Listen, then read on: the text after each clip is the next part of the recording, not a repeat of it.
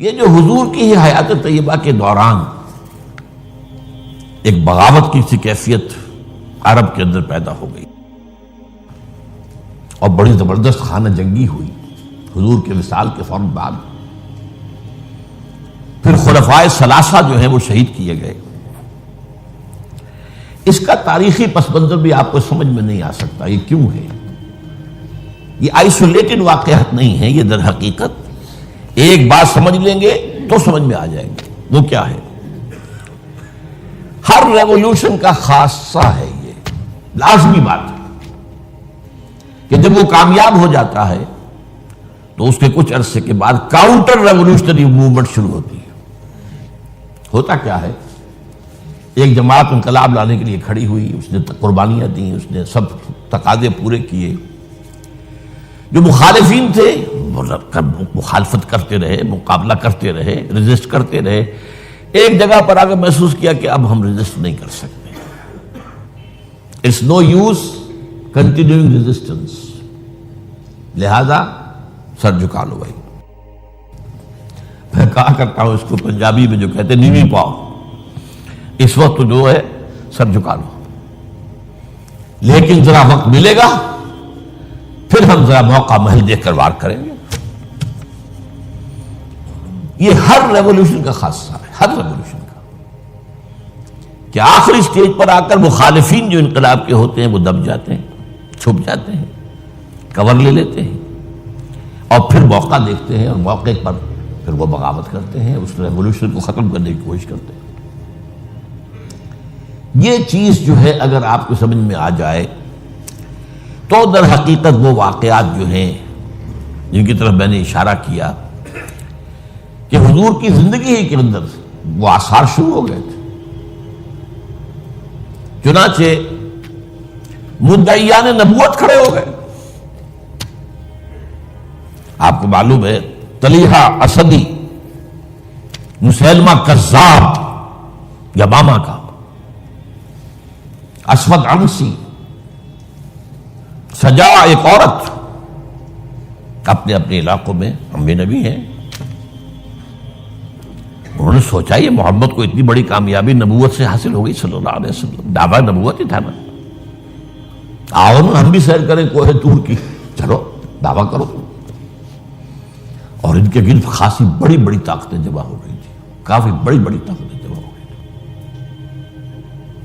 چنانچہ مسیلمہ کذاب نے تو جو ریزسٹ کیا ہے، کیونکہ بالآخر جو ہے یہ ایک نبی نبوت کا دعویٰ کرنے والا مرد مسیلمہ اور ایک عورت سجا، ان دونوں نے آپس میں شادی بھی کر لی تھی.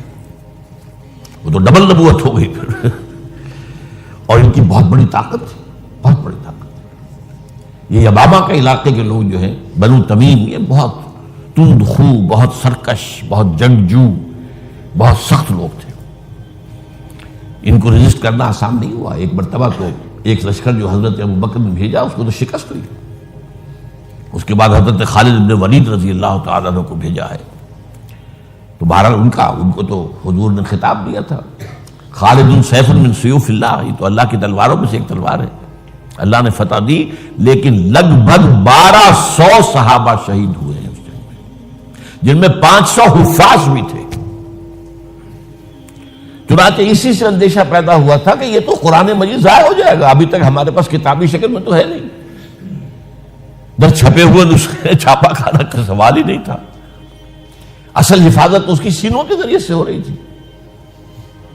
اگر حفاظ کا یہ معاملہ ہوا تو قرآن مجید ضائع نہ ہو جائے. اس پر حضرت ابوبکر سے کہا گیا کہ آپ اس قرآن کو جمع کروائیں اور اسے ایک کتابی شکل دیں. پہلے ریلکٹنٹ رہے ہوئے حضرت ابوبکر کہ جو کام حضور نے نہیں کیا میں کیوں کروں، لیکن پھر جب دلائل سامنے آئے کہ واقعتاً تقاضا ہے تو آپ نے مانا. پھر جو بھی کاتبان وحی تھے حضور کے زمانے سب کو جمع کیا اور زید بن ثابت رضی اللہ تعالیٰ عنہ کو ان کا جو ہے چیئرمین بنایا. اس کمیٹی نے پھر جس کے پاس قرآن مجید لکھا ہوا کچھ تھا، کسی کے پاس اونٹ کی جو یہ اسکیپولا ہوتا ہے، یہ شانے کی ہڈی بڑی چوڑی ہوتی ہے تختی کی طرح، کسی نے اس پر کچھ لکھا ہوا ہے، کسی نے کوئی چمڑے کے اوپر کچھ لکھا ہوا ہے، کسی نے کسی کپڑے پہ لکھا ہوا ہے، کسی کو کوئی کاغذ مل گیا تو کیا ہی کہنے ہیں. تو پھر وہ جمع کیا گیا اور پھر سب جو ہے جو حفاظ بھی موجود تھے ان کے ذریعے سے پھر یہ کتابی شکل دی گئی. اس وجہ سے تو یہ جو ایک زبردست قسم کی تحریک اٹھی تھی وہ کیوں اٹھی تھی؟ اب اس کا تجزیہ کیجئے. اصل میں نے جو آیات آپ کے سامنے پڑھی کیوں پڑھی اس حوالے سے. پہلی بات تو نوٹ کیجئے، اذا جاء نصر اللہ والفتح ورأيت الناس يدخلون في دین اللہ افواجا. جب اللہ کی مدد آ گئی اور فتح ہو گئی اور آپ نے دیکھا کہ لوگ اللہ کے دین میں فوج در فوج داخل ہو رہے ہیں. یہ جو فوج در فوج داخل ہونے کا فینومینن ہے، کیا اس میں یہ بات سمجھ میں آتی ہے کہ سب کے سب خالص مخلص مومن تھے؟ وہ تو یہ ہے کہ فتح کے بعد اب انہوں نے سمجھا کہ جب مسلمانوں نے مکہ فتح کر لیا تو اب کون ان کے مقابلے میں آئے گا؟ قریش شکست کھا گئے. It's no use continuing resistance. Let us go and declare our submission. جہاں ہم کہہ دیں ٹھیک ہے تسلیم کرو. تو یہ دین میں داخل ہونا تھا، یہاں لفظ ایمان نہیں لایا گیا، اس نظام اطاعت میں شامل ہو گئے. اس کو نوٹ کیجئے اس بات. اذا جاء نصر اللہ والفتح ورأيت الناس يدخلون في دین اللہ افواجا. اللہ کے دین میں داخل ہو گئے، اس نظام اطاعت کے اندر داخل ہو گئے اور انہوں نے کہا سمعنا واطعنا، اب ہم سنیں گے اور مانیں گے. اچھا یہ تو وہ فتح مکہ کے بعد. اس کے ایک سال کے بعد جب سورہ توبہ نازل ہو گئی اور مشرکین عرب کو آخری مہلت دے دی گئی، صرف 4 مہینے کی مہلت ہے، یا ایمان لاؤ یا تمہارا قتل عام ہو جائے گا. اس کا میں پس منظر کئی دفعہ بیان کر چکا ہوں. جو 40 نووی میں حدیث آئی تھی اس کے حوالے سے بھی تفصیل سے بیان کر چکا ہوں. اللہ تعالیٰ اپنے رسول جس قوم کی طرف بھیجتا تھا وہ قوم اگر انکار کرتی تھی تو ہلاک کر دی جاتی. یہ مرحلہ آیا ہے اب قریش کے لیے، یا مانو یا ہلاکت. پہلی قومیں ہلاک کی گئی، غرق کر دیے گئے، یا زلزلہ آ گیا، یا کوئی باد سرسر آ گئی، مختلف طریقوں سے. ایک طریقہ یہ بھی تھا کہ مسلمانوں کے ہاتھوں قتل کر دیے گا. جو میں نے آیت آپ کو سنائی ہے، آیت نمبر 5 ہے سورہ توبہ کی. فَإِذَا انْسَلَخَ الْأَشْهُرُ الْحُرُمُ. اب یہ جو 4 مہینے کی ان کو مہلت دی جا رہی ہے، جب یہ ختم ہو جائے تو اے مسلمانوں فَاقْتُلُوا الْمُشْرِكِينَ حَيْثُ وَجَدْتُمُوهُمْ. اب قتل کرو ان مشرکوں کو جہاں کہیں بھی پاؤ. وَخُذُوهُمْ پکڑو انہیں. وَاحْصُرُوهُمْ ان کا گھیراؤ کرو، محاصرہ کرو. وَاقْعُدُوا لَهُمْ كُلَّ مَرْصَدٍ اور ہر جگہ گھات لگا کر بیٹھو انہیں گرفتار کرنے کے لیے. فَإِن تَابُوا وَأَقَامُوا الصَّلَاةَ وَآتَوُا الزَّكَاةَ فَخَلُّوا سَبِيلَهُمْ. پھر وہ اگر توبہ کر لے، اپنے شرک سے باز آ جائیں اور پھر وہ نماز قائم کریں اور زکوٰۃ ادا کریں تو ان کا راستہ چھوڑ دو. ان اللہ غفور رحیم، اللہ غفور رحیم. اب اس کا تجزیہ کیجئے. جو لوگ اس تھریٹ کے تحت ایمان لائے ہیں ان میں تو ظاہر بات ہے غالب اکثریت ان کو ہوگی کہ جو دل سے ایمان نہیں لائے، تو جان بچانے کے لیے ایمان لائے. ایسے بھی لوگ تھے، تاریخ سے معلوم ہوتا ہے کہ جنہوں نے اس پریشر کے تحت ایمان اسلام قبول کرنے سے انکار کر دیا، وہ عرب چھوڑ کر چلے گئے. کہتے ہیں کہ یہ جو ہمارا ایک کافرستان ایک علاقہ ہے، یہ جو واق خان کی پٹی کے ساتھ ہی ہے، اور اس کے ساتھ ملتا ہوا ایک صوبہ ہے نورستان افغانستان میں. یہ ایک قوم ہے، ان کا کہنا یہ ہے کہ ہم ان لوگوں میں سے ہیں کہ جو ان آیات کے نزول کے بعد جو عرب چھوڑ کر باہر گئے کہ ہم نہیں مانیں گے اسلام.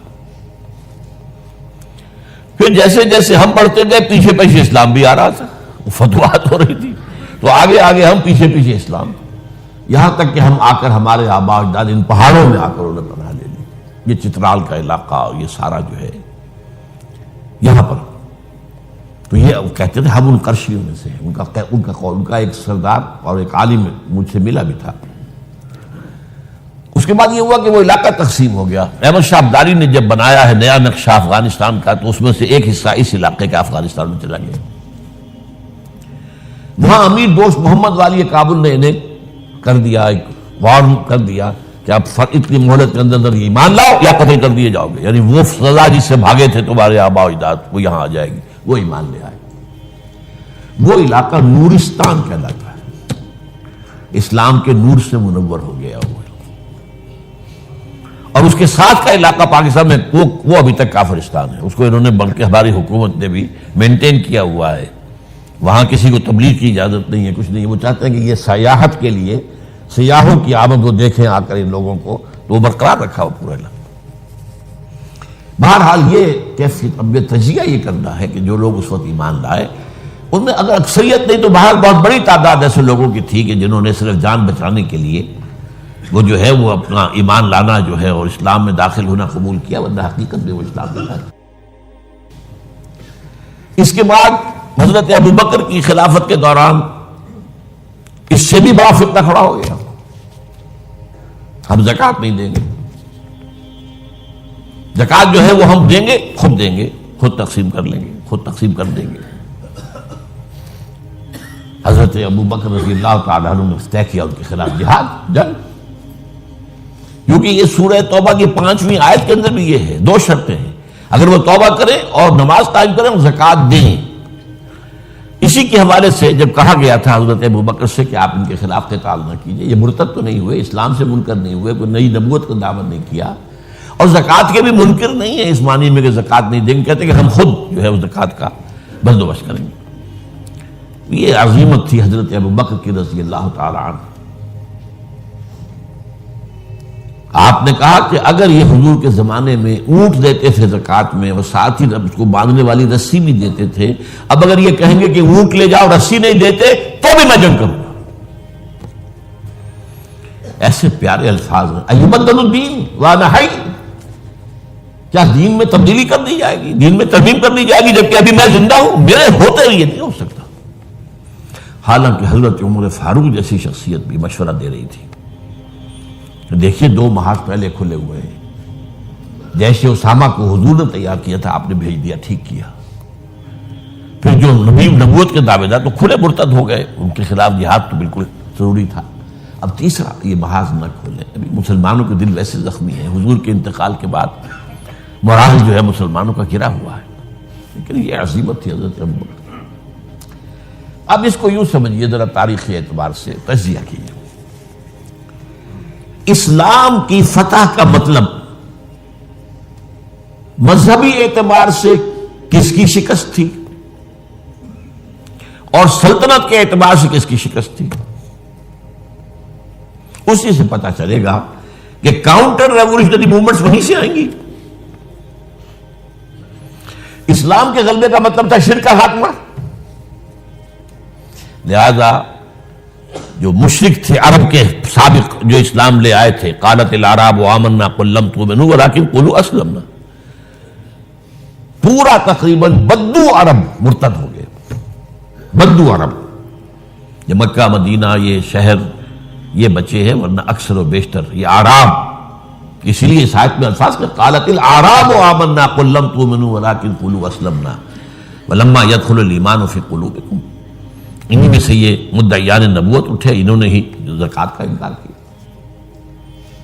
تو پہلا کاؤنٹر ریولیوشن حضور کے ریولیوشن کے خلاف جزیرہ نما عرب سے اندر سے برآمد ہوا ہے, مدعیان نبوت کی شکل میں اور منکرین زکوٰۃ کی شکل میں.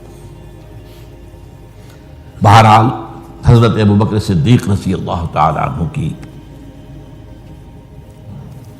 جو اقبال نے اشعار کہے ہیں حضرت ابوبکر کی شان میں, اگرچہ ویسے تعداد دیکھی جائے تو حضرت علی, حضرت حسین کے, حضرت فاطمہ رضی اللہ تعالیٰ عنہ کی شان میں جو اشعار ہیں وہ بہت زیادہ ہیں تعداد میں, لیکن حضرت ابوبکر کی شان میں بھی چند اشعار جو ہیں لیکن وہ بہت ٹاپ کے. امن الناس بر مولائے ماں کلیم اول سینائے ماں, ہمت او کشت امت راچو ابر ثانی اسلام و غار و بدر و قبر. یہ 2 اشعار بڑی بڑی یوں سمجھ لیجیے کہ غزلوں پر اور مسئلے ابھارے. امن الناس, حضور نے فرمایا تھا مجھ پر جس نے کوئی احسان کیا ہے میں نے بدلہ چکا دیا سوائے ابو بکر کے. اس کے احسانات کا بدلہ صرف اللہ دے گا. امن الناس بالموت، میرے مولا محمد صلی اللہ علیہ وسلم پر سب سے زیادہ احسان کرنے والا کون؟ ابو بکر. اور کلیم اول سینا ماں، جیسے صحرائے سینا پر، کوہ سینا پر حضرت کلیم اللہ سے ہم کلام ہوئے، تو نبوت محمدی کے پہاڑ پر سب سے پہلے ابو بکر آئے. کلیم اول سینا ماں. ہمت، یہ لفظ تھا جو میں چاہتا تھا لانا. ہمت، ان کے اندر جو ہمت تھی، جو ول پاور تھی، ہمت وہ کشت ملت رات جو ابر، وہ تو بالکل ایسے ہے کہ جیسے کسی کھیتی کے اوپر ابر کا پانی برسے تو کھیتی لہلا اٹھتی ہے. یہ کام کیا ہے ہمت ابو بکر نے رضی اللہ تعالی، عظیمت.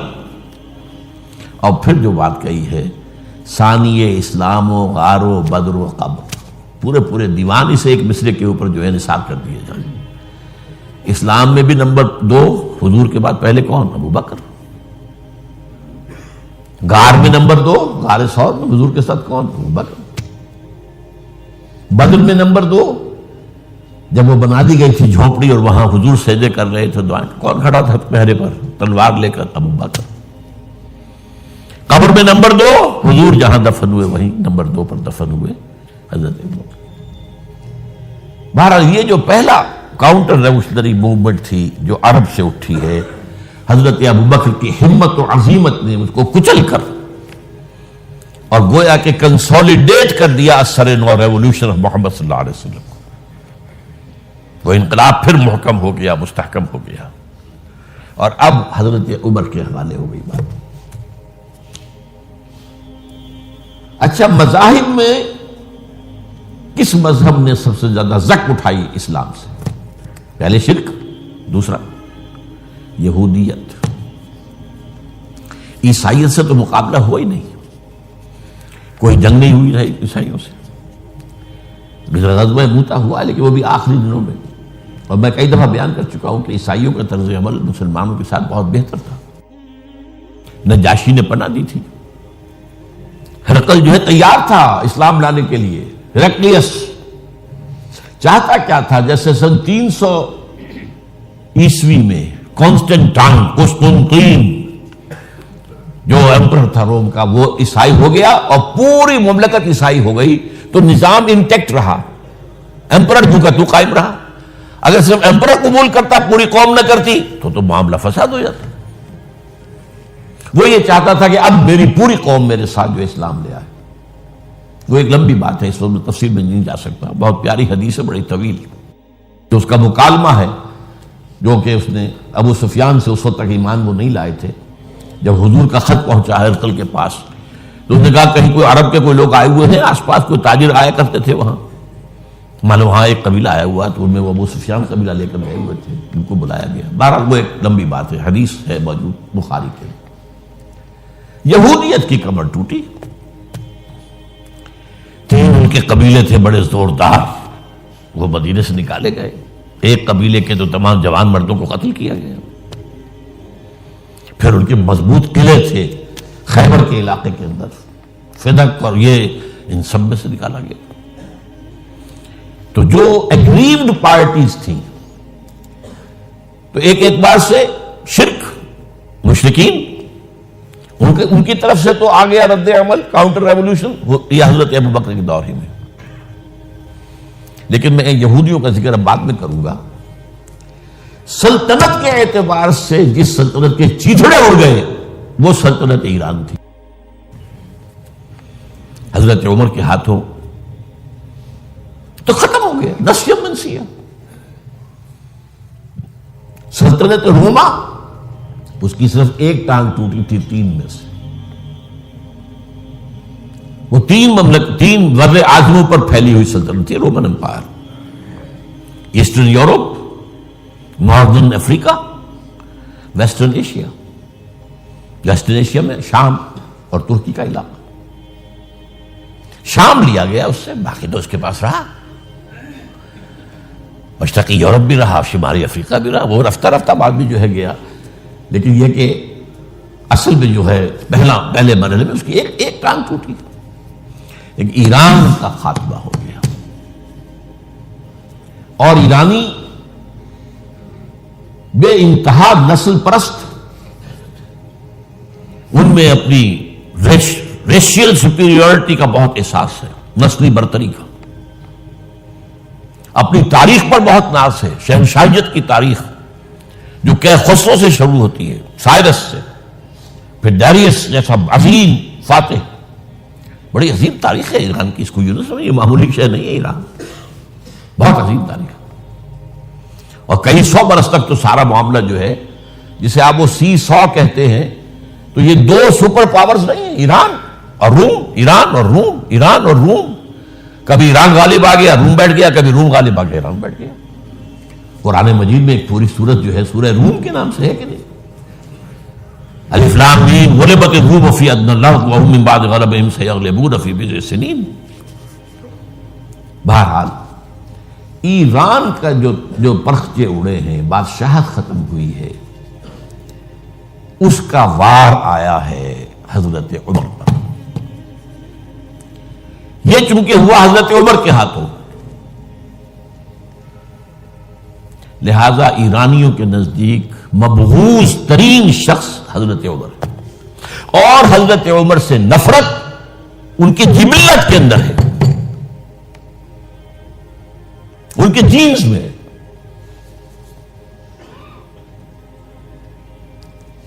چنانچہ کس نے شہید کیا حضرت عمر کو؟ ابو لولو فیروز، ایک ایرانی غلام تھا حضرت مغیرہ کا رضی اللہ تعالی عنہ۔ اس نے آ کر حضرت عمر سے شکایت کی کہ حضرت مغیرہ جو ہیں ان سے مکاتبت میں کر رہا ہوں، وہ مجھ سے بہت زیادہ پیسے مانگ رہے ہیں۔ مکاتبت یہ تھی کہ غلام طے کر لیتا تھا کہ میں کمائی کر کے تمہیں اتنے پیسے دے دوں گا تو مجھے تم آزاد کر دینا، مکاتبت کہلاتا تھا کہ وہ اتنے پیسے مانگتے ہیں، بہت زیادہ زیادتی کر رہے ہیں۔ حضرت عمر نے پوچھا کہ تم کیا کیا کام جانتے ہو؟ اس نے گنوایا، میں یہ بھی جانتا ہوں، یہ بھی جانتا ہوں، یہ بھی جانتا ہوں، میں ترخان بھی ہوں، میں فلاں بھی ہوں، میں چکیے بھی بناتا ہوں، میں یہ بھی کرتا ہوں۔ تو فرمایا کہ پھر تم پر یہ زیادہ نہیں ہے، جو مغیرہ تمہارے اوپر جس قدر رقم ڈال رہے ہیں زیادہ نہیں ہے، اور دیکھنا مجھے ایک چکی بنانی جانتے ہو تو ایک چکی مجھے بھی بنا کے دینا۔ کہا آپ کو تو میں وہ چکی بنا کے دوں گا جو ساری دنیا یاد کرے گی، دھمکی دے گئے۔ اور حضرت عمر نے پہچان لیا تھا کہ دھمکی دی اس نے۔ دوسری طرف اس کی پشت پر کون تھا؟ ہرمزان، یہ ایک بار جرنیل تھا ایرانی، شکست ہوئی، گرفتار ہو کر آیا، کیونکہ بہت بڑا وار کرمنل تھا۔ اس کو فیصلہ کیا گیا اس کی گردن اڑا دی جائے۔ اب اس کی چال دیکھیے، ایرانی ذہن کہ مجھے ذرا پانی پینے کے لیے دے دیں اس سے پہلے کہ میری گردن اڑائی جائے۔ حضرت عمر نے فرمایا ہاں پانی دے دو۔ اب پانی کا کٹورا ہاتھ میں کہتا ہے دیکھیں مجھے ضمانت دیجیے جب تک میں یہ پانی نہ پی لوں مجھے قتل نہیں کریں گے۔ کہ ہاں ٹھیک ہے، جب تک تم یہ پانی نہیں پی لو گے تو میں قتل نہیں کیا۔ وہ کٹورا پھینک دیا پانی کا، کرو کا قتل مجھے کیسے کرتے ہو؟ تو یہ پانی تو میں نے نہیں پیا، چھوڑنا پڑ گیا اس کو، زبان کی بات تھی۔ وہ تھا اس کی پشت پر ابو لولو فیروز، اور ابو لولو فیروز کے اب بھی اس کے جیسے ائمہ اہل بیت کے اہل تشیع جو ہیں وہ ان کے مقبروں کی صریخ بناتے ہیں، اس کے اوپر جالی ہیں، اس طرح اس کا ہے، اور حضرت ابو لولو فیروز کا حلقہ ہے، وہ قاتل عمر ہے رضی اللہ عنہ۔ تو سمجھ رہے اس بات کو؟ جو بھی اگریوڈ تھے وہیں سے کاؤنٹر اٹیک آنا تھا نا۔ اب آئیے یہود کی طرف۔ ظاہر بات ہے کہ جزیرہ نما عرب سے یہودیت کا خاتمہ ہو گیا۔ اس کے بعد مجھے اکثر اس معاملے میں یاد آ جایا کرتی ہے ایک پکچر کبھی کسی زمانے میں دیکھی تھی، ہیلن آف ٹرائے۔ وہ ٹرائے کا گھوڑا تو بہت سے لوگوں نے سنا ہوگا، کہانی ایسی ہے کہ ان کے تو اسپارٹا اور ٹرائے کے آپس میں جنگ تھی، اس میں وہ گھوڑا ایک بنا کر اس کے اندر چھپا کر فوجیوں کو وہ شہر کے اندر لے گئے تھے۔ اس جنگ میں ایک موقع پر جو ان کا سب سے بڑا یونانیوں کا جو سب سے بڑا سردار تھا، جو ان کا سب سے بہادر شمار ہوتا تھا، وہ قتل ہو گیا۔ تو ایک یونانی جو ہے دوسرا سردار کھڑا ہو کر کہتا ہے، so this is the end of Greek bravery but not of Greek treachery. یہ یونانیوں کی بہادری کا تو خاتمہ ہو گیا اس شخص کی موت کے ساتھ، یونانیوں کی عیاری تو ختم نہیں ہوئی نا۔ تب اس نے پھر یہ پہلے تو پسپائی کروا دی، سب کے سب چلے گئے۔ اب یہ ٹرائے والے دیکھ رہے جا رہی ہیں فوجیں چلی گئیں، جہازوں میں بیٹھ کے بھی روانہ ہو گئے۔ پھر کچھ عرصے کے بعد واپس آئے، خفیہ طور پر گھوڑا بنا کر لائے بہت بڑا، اس کے پیٹ میں اپنے فوجی بھرے۔ اب وہ جو ہے لوگوں نے دیکھا بعد میں ٹرائے کا گھوڑا ہے، اس کو لوگ اندر لے گئے، وہ خوشیاں منا رہے ہیں فتح کی۔ رات کو جب وہ شراب کے نشے میں دھت ہو چکے ہوئے تھے، وہ اس میں سے نکلے، پیٹ میں سے انہوں نے قتل کیا ہے۔ تو وہ ٹریچری ہے۔ تو یہودیوں کی بریوری تو ختم ہو گئی جبکہ خیبر فتح ہو گیا اور وہاں کے بڑے بڑے قلعے حضرت علی رضی اللہ تعالیٰ عنہ کے دستے مبارک سے، اور ان کا بہت بڑا مرحب، بہت بڑا سردار، بہت بڑا طاقتور، وہ قتل ہوا حضرت علی کے ہاتھ رضی اللہ تعالیٰ عنہ۔ But not the Jewish treachery. وہ ٹریچری اب شروع ہوتی ہے حضرت عثمان کے زمانے میں۔ عبداللہ ابن سبا ایک یہودی ہے یمن کا، وہ اسلام کا لبادہ اوڑھ کر اسلام میں آ گیا مدینے میں۔ یہاں اس نے اس معاشرے کا خوب تجزیہ کیا، یہاں کیا کیا چیزیں ہیں، کون کون سی فورسز ایٹ پلے ہیں، میں کس دکھتی رگ کو چھیڑ سکتا ہوں۔ میں نے محسوس کیا کہ بنو ہاشم اور بنو امیہ کی بڑی پرانی جو ہے چپقلش اور مسابقت، ایک طرح کا مقابلہ قریش کے ان دو بڑے گھرانوں کے اندر، یہ ان کی ہڈیوں کے اندر ہے، اس کو اٹھایا۔ اب عجیب بات اصل میں یہ ہے کہ خلیفہ اول نہ بنو امیہ میں سے تھے نہ بنو ہاشم میں سے، بنو ہاشم اور بنو امیہ کا معاملہ تھا۔ قریش تو سب ہے، جیسے وٹو بہت بڑا قبیلہ ہے، وہ مانے کے، لالے کے، شامد کے، یہ پھر ایک ایک شخص کے نام سے ہوتے، لالے کے کوئی لالا ان میں سے ہوگا، اس کے لالے والے ہو گئے، شامد کوئی شاہ محمد ہوگا، اس کے اولاد جو ہے وہ شامد کے ہو گئے، تو یہ مانے کے لالے کے، یہ سب کیا وٹو ہیں۔ تو قریش جو ہے ایک بڑا قبیلہ تھا، اس میں گھرانے یہ تھے، بنو امیہ، بنو ہاشم۔ حضرت ابو بکر نہ بنو ہاشم میں سے تھے نہ بنو امیہ میں سے تھے، بنو تیم میں سے تھے، چھوٹا سا قبیلہ تھا۔ حضرت عمر بھی نہ بنو ہاشم میں سے تھے نہ بنو امیہ میں سے تھے، بنو عدی میں سے تھے۔ اب یہ حضرت عثمان تھے کہ جو بنو امیہ میں سے تھے۔ یہاں سے اس نے اٹھائی بات اور ایسی ایسی باتیں شروع کی جو عوام جو ہیں، جو پورا رسوخ فی العلم حاصل نہیں ہوتا، وہ اس کے اندر بہہ جاتے ہیں۔ دیکھو یہ کیسے ہو سکتا ہے کہ ہمارے نبی جو ہیں وہ تو زمین میں دفن ہیں اور عیسیٰ جو ہے آسمان پر بیٹھے ہیں، اور عیسیٰ تو دوبارہ آئیں گے اور ہمارے نبی نہیں آئیں گے وہ بھی آئیں گے، اور ہر نبی کا ایک وصی ہوتا ہے، محمد کا وصی علی ہے، اسے ہونا چاہیے خلیفہ، وہ بنو ہاشم میں سے ہے۔ باقی جو بھی خلیفہ بنا ہے غاصب ہے، ابو بکر غاصب، عمر غاصب، اور اب جو ہے سب سے بڑا غاصب نہیں غصاب کہہ لیں اس کو، وہ تو بنو امیہ میں سے عثمان۔ ہاؤ کم، کیسے خلافت اس کی؟ اور اس نے اس تک بات بڑھائی ہے کہ حضرت علی تو خدا ہیں، اوتار ہیں خدا کا۔ یہ ساری چیز آج بھی یا علی مدد کا نعرہ جو لگ رہا ہے، یہ وہی سبائیت کے اثرات ہیں۔ یا اللہ مدد کا نعرہ نہیں لگاتے، یا محمد مدد کا نعرہ کوئی نہیں لگاتا، یا علی مدد۔ یہ ساری چیزیں جو ہے سمجھ لیں کہ حضرت علی رضی اللہ تعالیٰ عنہ کے بارے میں غالب بھی کہتا ہے مشغول حق ہوں بندگی بوتراب میں، بوتراب حضرت علی ان کی بندگی کرتے ہوئے میں اصل میں اللہ کی بندگی، میں ان کی بندگی کرتا ہوں گویا کہ اللہ کی کرتا ہوں۔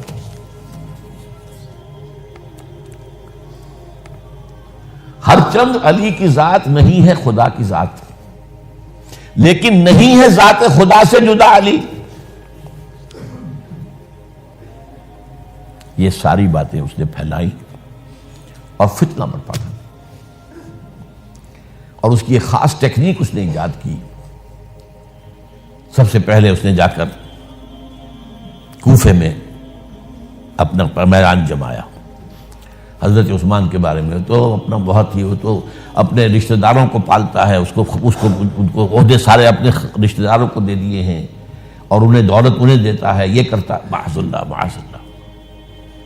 وہاں پہ ذرا کسی نے جو وہاں کے گورنر تھے ذرا بات پرس کی، تو وہاں اپنے ہم خیال چھوڑ کر شام چلا گیا، وہاں جا کے وہی بات، وہاں ایک گروپ بنا لیا، پھر مصر چلا گیا، وہاں جا کر وہی بات۔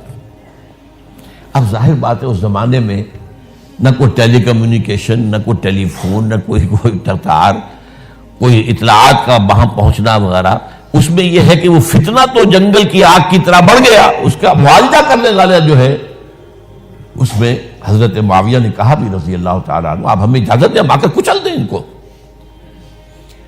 گورنر تھے شام کے، انہوں نے کہا میں فوجیں لے کر آتا ہوں، ان کو کچل دیتا ہوں۔ حضرت عثمان فرماتے نہیں، جب تک یہ کوئی ایسا جرم کر نہ دیں کہ جس پر وہ گویا کہ زد میں آ جائیں، قانون کی زد میں۔ اگر یہ مجھے قتل کرنا چاہتے ہیں قتل کر دیں، پھر اس سے قصاص لے لینا، لیکن جب تک یہ قتل کرتے نہیں تو میں کس جرم میں انہیں ماروں؟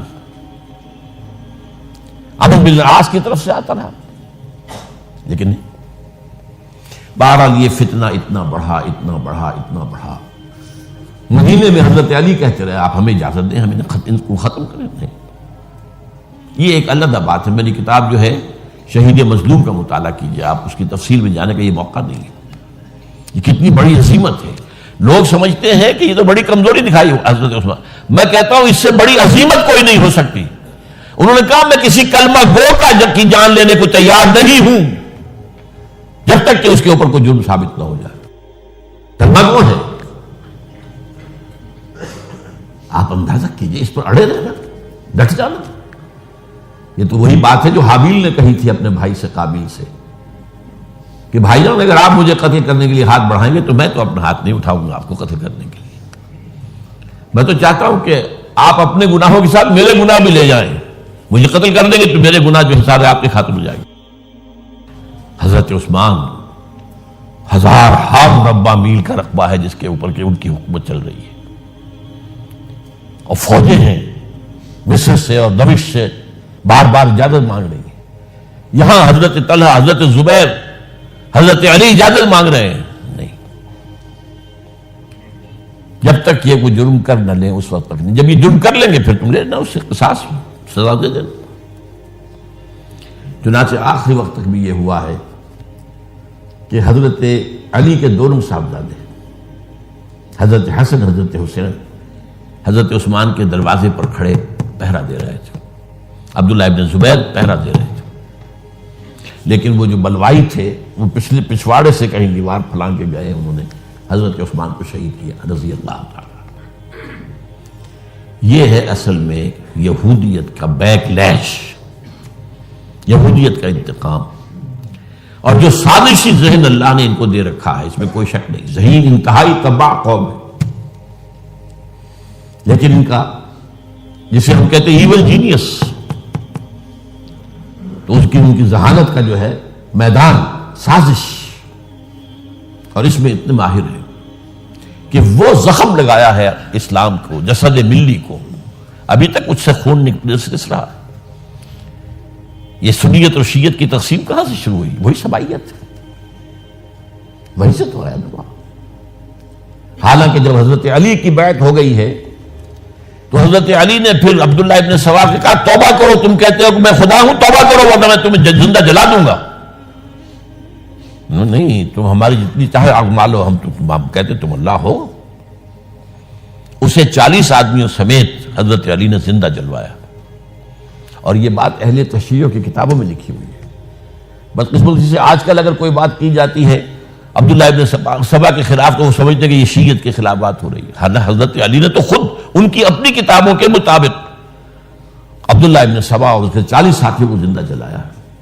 تو خدا ہے تو ہمیں آزما رہا ہے. وَلَنَبْلُوَنَّكُمْ بِشَيْءٍ مِّنَ الْخَوْفِ وَالْجُوعِ وَنَقْصٍ مِّنَ الْأَمْوَالِ وَالْأَنفُسِ وَالثَّمَرَاتِ. بس اسی طرح ہماری آزمائش کر رہا ہے. بہرحال یہ ہے پس منظر حضرت عثمان کی شہادت کا رضی اللہ تعالیٰ. اقول قولی ھذا واستغفر اللہ لی ولکم ولسائر المسلمین والمسلمات. حضرت عثمان کی شہادت کا رضی اللہ تعالیٰ. اقول قولی ھذا واستغفر اللہ لی ولکم ولسائر المسلمین والمسلمات. میرا دل برماہی نہیں آیا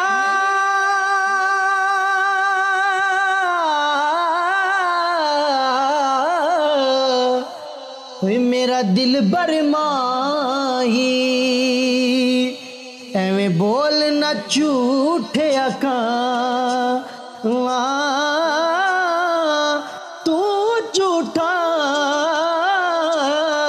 تیرے اوے بول وچ جھوٹے تینو تاڑی مار اڑا